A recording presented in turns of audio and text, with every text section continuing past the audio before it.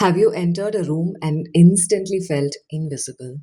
Not because someone was rude, not because anyone insulted you, but because all the attention was already flowing towards someone else. Welcome to 21 Days, 21 Stories from the Mahabharata. This is Meera here on Copy and Conversation. I'm talking about day 12 on the teacher's bias, Dronacharya. How do our preferences shape our decisions? Maybe this happened in a school, maybe at work, inside your own family, where one child always seemed to receive more engagement, more attention. One employee was always trusted first, one opinion always carried more weight. The others were upfront rejected, not even given a chance to listen to or observe for that matter. They were simply not chosen. Today, I don't want to talk about the unfairness. I want to talk about something much quieter. Preference. Yes, because preference, when left unquestioned, can quietly become a bias. And bias can change the course of many lives. Today's story, of course, begins with this teacher, Dronacharya, a character we looked up at. But perhaps it ends with every one of us. Drona was one of the greatest teachers of his time. Kings trusted him. Princes learned the art from him. Pandavas or Kauravas, so many people learned it from Dronacharya. He wasn't merely teaching archery, he was shaping the next generation. Among all his students, one stood out. Yes, you said it, Arjuna. Focused, disciplined, curious, consistent. Drona saw extraordinary potential in him. He in fact invested more time, more attention, or more guidance per se. Perhaps every teacher naturally notices students who show hunger to learn. There is nothing wrong with recognizing the effort, but somewhere another question quietly appears. What happens? What happens to the students who receive less attention? Not because they lack the ability, but because someone else shines brighter. Preference actually begins innocently and quietly also. Bias rarely begins with bad intentions, it begins with a comfort. We naturally move toward people who understand us, who think like us, who work like us, who make our job easier, who remind us of like ourselves. Slowly, comfort becomes habit. That habit becomes a preference, and the preference becomes what is that? Expectation. And expectation quietly decides who gets another chance, who gets forgiven, who gets heard, who gets the major share, who gets overlooked, most of this without anyone noticing. We all have our Arjunas. Perhaps you've said, things like, she's very dependable, or he always understands quickly. I know he'll get it done. Nothing wrong with appreciation, but ask yourself one thing. I should ask that to myself also. Have you stopped looking beyond the familiar? Because while all our attention keeps running towards the same person, someone else may quietly stop trying. But, you know, not because they cannot grow, because they no longer believe anyone is watching. Years ago, I remember facilitating a storytelling session for children, of course. There was a one little boy who answered every question immediately. Naturally, I found myself interacting with her more because when you get that kind of an engagement from the audience, you you fall towards that side. I noticed another child, quiet, looking down, was holding a drawing. Not once had she interrupted, not once had she raised her voice. She simply waited. She just waited. When I finally walked towards her, I did notice this. She unfolded her paper. It was the most detailed story in the room, I would say, to date. She just unfolded the paper.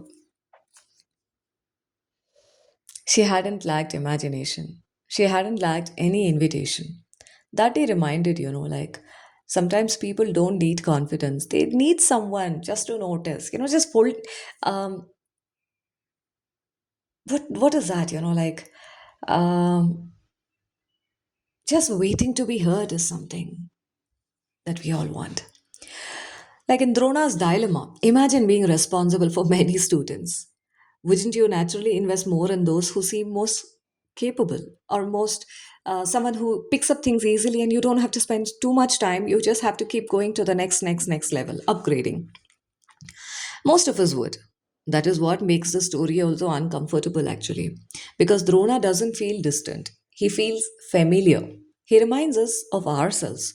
Every parent, every teacher, every manager, every mentor, every elder sibling, and every leader. We all carry preferences. The question isn't whether they exist. The question is, do they quietly become decisions? Yeah, they've been becoming decisions. Today's classroom, this isn't only about the schools. Every workplace has a favorite employee. Every family has a child everyone relies upon. Every friend circle has that person everyone listens to. Every organization has that familiar faces also. Preference isn't always spoken aloud, but everyone senses it. And once people begin sensing it, they slowly change. Some work harder to earn that attention, and some become louder. Some withdraw completely, like the child. Some stop believing in themselves, not because they failed, because they disappeared. They disappeared. They seem to be that in, you know what, you cannot see that person kind of. They disappear totally from someone else's attention, which they were seeking. What could be the hidden cost? Bias don't only hurt the overlooked. It also limits the one showing that preference. Because when we keep investing in the same person, we stop discovering the hidden talent. We stop surprising ourselves with those hidden talents, surprises that might come out of another student also, another person also. We stop actually expanding our understanding of people. We unknowingly shrink our own world. Imagine, like watering only one plant in a garden. Eventually, that plant flourishes. But was the rest of the garden empty or simply never watered? The answer is with you. Perhaps Drona's story isn't asking us, was he right or was he wrong? It asks something much closer. Who have you stopped seeing? It could be your own self also sometimes. But let's look sometimes outside of us. Who have you stopped seeing? Because your attention keeps returning to the familiar. Sometimes bias isn't loud, it looks like routine. It sounds like, I'll ask the usual person. Ah, they are always better. They'll understand. Without realizing, we leave many doors unopened. Looking at ourselves, maybe today, you are the teacher, maybe you're the manager, you're the parent, whatever role that you take care of. Maybe you're simply the friend who always calls the same person. Ask yourself, who haven't I noticed lately? Whose effort have I overlooked? Who keeps waiting for one word of encouragement from me? I know that, but still I haven't accepted it. Like we don't acknowledge that. Now turn the question around. Maybe you have been the overlooked one also. Maybe you've spent years wondering what is missing in me. Perhaps nothing sometimes. You simply stood outside someone else's preference. You were not even a priority in someone's list. Yeah, it happens. Don't mistake another person's blind spot for your own lack of, I don't want to use that word. You're worthy. Of course, you're worthy. Today, look around, not at the loudest voice, not at the most confident person whom you keep seeing every day. Look for that quiet one, the one who contributes without announcement. Just like Ekalavya, he wanted to be heard. Even to date, that's a character. He's a character people look up to. If a student, as a word comes out, we say, be like Ekalavya. But here's one more thing. Ekalavya wanted to be heard.